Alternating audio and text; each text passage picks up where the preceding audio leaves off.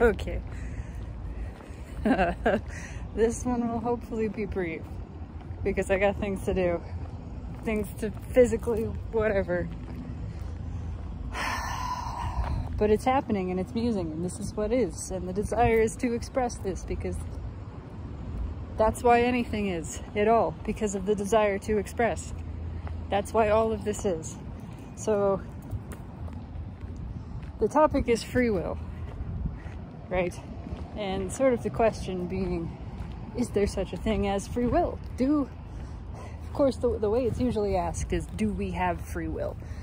And that question is messy because there's a presupposition of who we are and what will we're talking about as ours.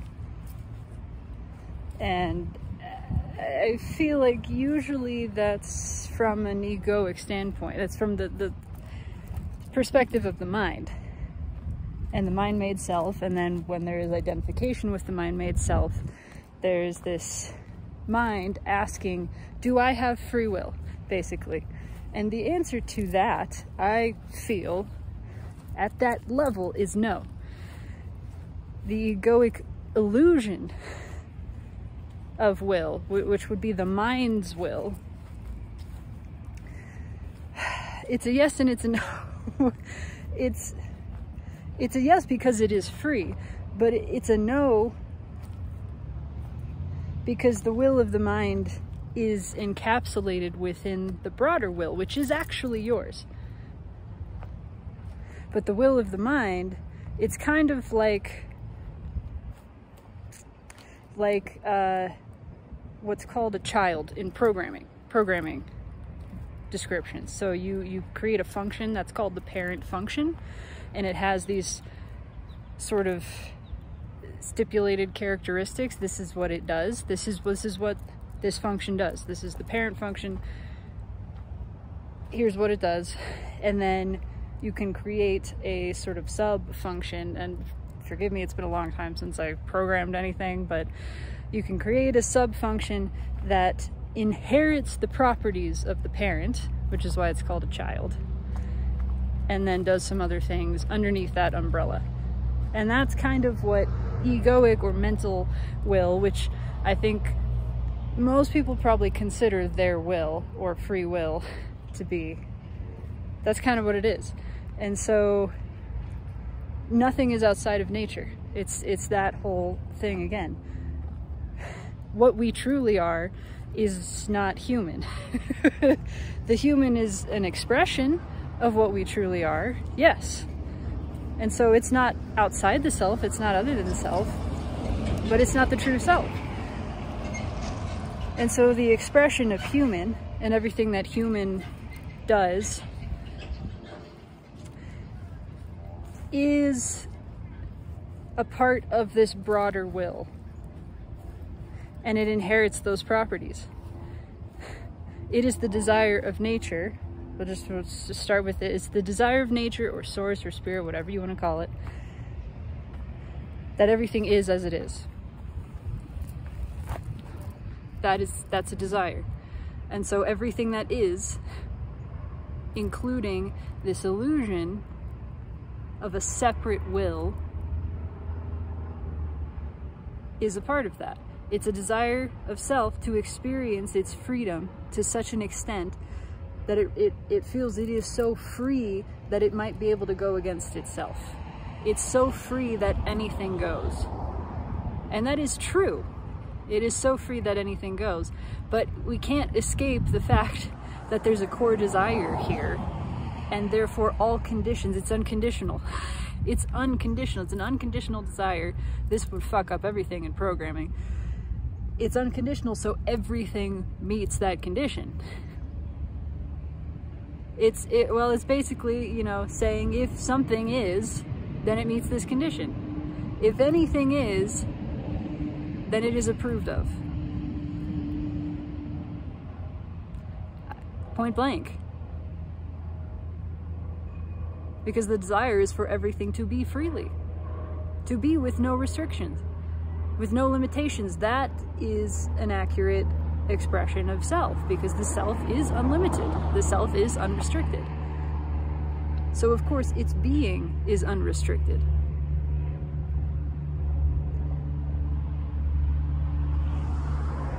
And so this will, which is perceived as ours, the egoic idea of will, because everything created by the mind is just an idea, actually. It's not the direct experience of what really is. It's the mentally constructed version, which makes it imagined, which makes it an illusion.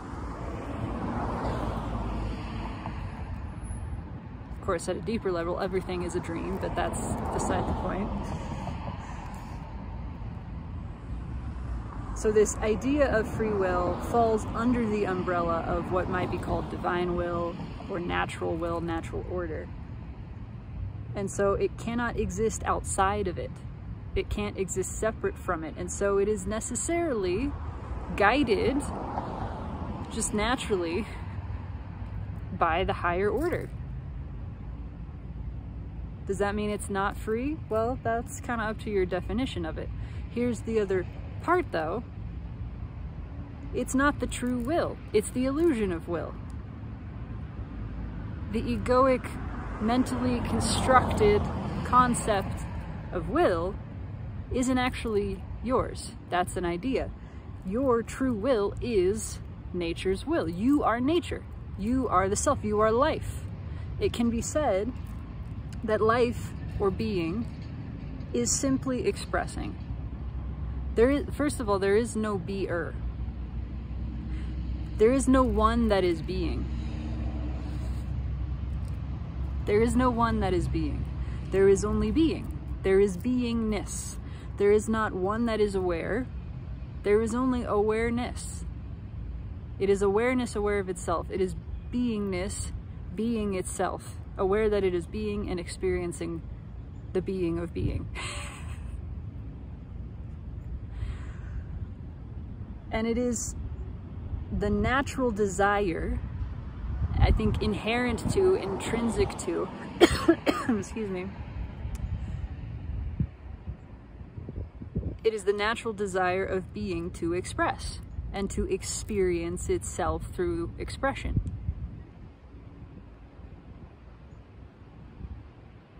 And so everything that is, being wanting to express itself fully and to experience itself fully, expresses in an unlimited fashion because itself is unlimited. And everything that is, all of the happening that is happening continuously is the naturally evolving ebb and flow of the desired expression of being. And that is the will. That is the will. The desired expression. It is simply guided by desire. Everything that is because it wants to be, and it is as it is because it wants to be as it is. There is no deeper purpose or reason. And so it is the desire for expression that is this higher will which creates a natural order. The self is always in balance with itself.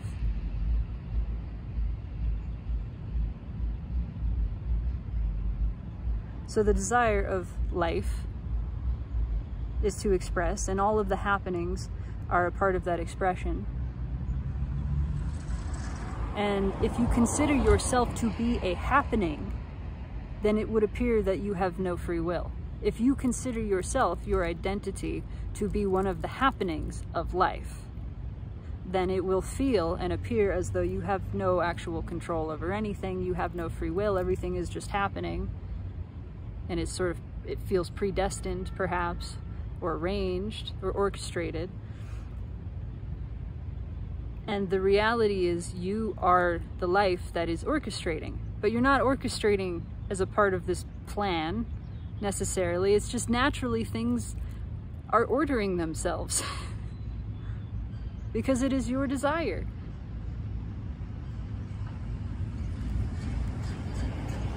It is your will that is creating the happenings. And your will is free. Your will is not restricted. It is not limited. And so when you think yourself to be a happening, and yes, the happening is an extension of you, it's an expression of you, but it is not the whole of you. When you think yourself to be the wave, you feel very small and very limited and very out of control indeed, because you perceive yourself as being something individual and specific on this vast ocean, and suddenly all the other waves feel like a threat because they could end you, they could change you at any moment. And you feel yourself being tossed about, and it's all very unsure and frightening. But when you realize you are not the wave, you are not the happening. The happening is an expression, the wave is an expression of you in that moment. And all of the waves are expressions of you. And the sky, and the clouds, and the birds, and the fish underneath, and the seaweed, and all of it is an expression of you. And all of it is you expressing exactly as you desire to, because it feels good to you each and every moment. And so your will is absolutely free. You can choose and do choose to do whatever you desire. It's just you are always following desire. You're never following an egoic illusion. You're never following a craving. A big part of the illusion is the mind thinking that anything that is other than what the self wants it to be. The mind says, this is not what I want, but the mind is not you. And here's the most amazing thing. Even the mind's protest, even the mind saying, this is not what I want, is a part of what the self, you, wants. The mind's resistance is not outside of your desire. Nothing that is outside of your desire. It is because you desire it. It doesn't be otherwise. It doesn't happen otherwise. Every happening is born of pure desire. Your pure desire. And that is your will, your free will, directing all of existence.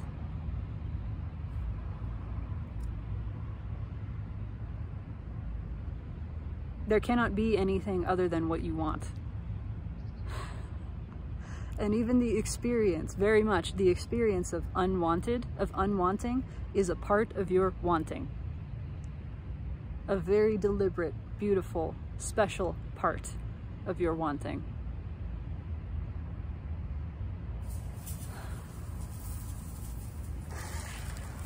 Ooh, I'm about to get watered on. Anyway.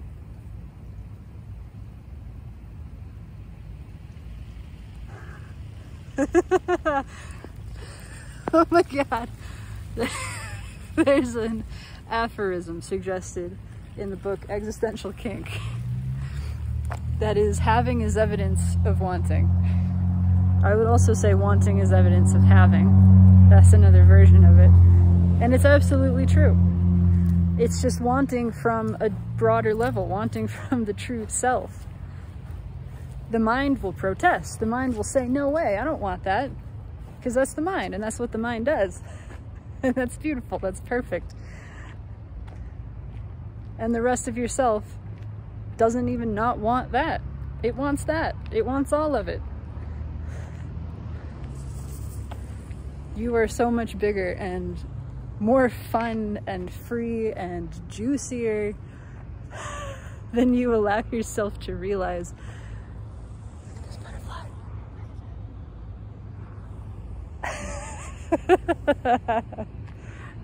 See? That's you.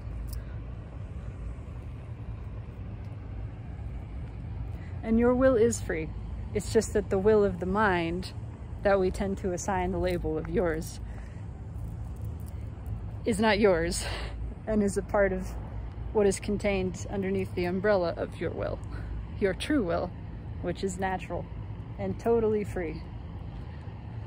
And everything that is because of that will, which expresses itself through all of the happening because that is what it desires. That's it. That's it.